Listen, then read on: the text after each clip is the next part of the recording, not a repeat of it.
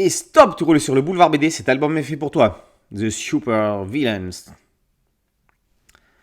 En couverture, le Joker est bien accueillant, tirant la langue, un fusil mitrailleur en main. Le méchant de Batman donne le ton.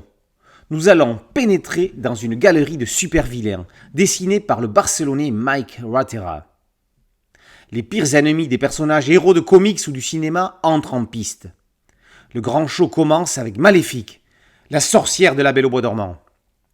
Dans sa sublime robe noire, avec ses ailes de harpie et ses cornes de bouc, elle ouvre grand ses bras, comme pour inviter dans son emprise.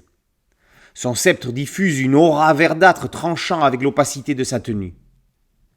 Le livre montre pas moins de 8 variations autour de la même image, d'un crayonné noir et blanc jusqu'aux versions colorisées informatiquement.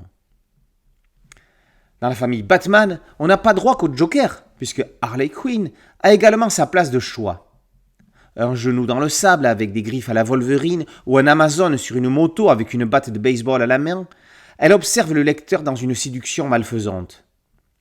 Sa violence est contrebalancée par la séduction lascive d'une Catwoman ultra sexy sous les couleurs de Nina Khan.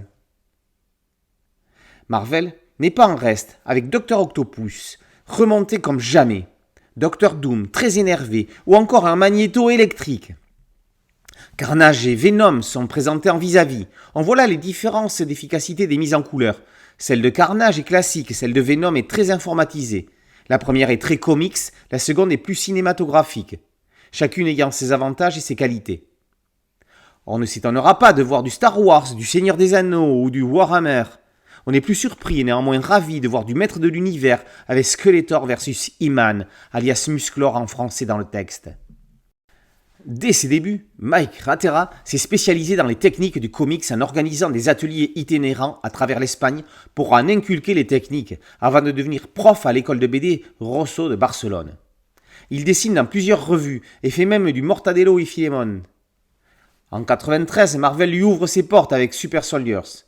En 1996, il travaille sur Conan the Conqueror pour Marvel Italie. C'est la France qui lui donne l'opportunité de travailler en prenant plus de temps pour une meilleure qualité, notamment chez Semic puis chez Soleil. ID+ propose ce bel artbook thématique autour de son œuvre sur les super méchants. C'est certainement pour une raison d'exportation, mais il est vraiment dommage que la préface et la biographie en début d'album soient uniquement en anglais. Quand on touche à l'imaginaire de l'enfance et de l'adolescence et de nos vies de kidultes, comme le fait Mike Ratera, ça ne peut que marcher. Les meilleurs ennemis des grands héros se réunissent pour faire remonter les souvenirs passés et actuels avec des dessins hypnotiques.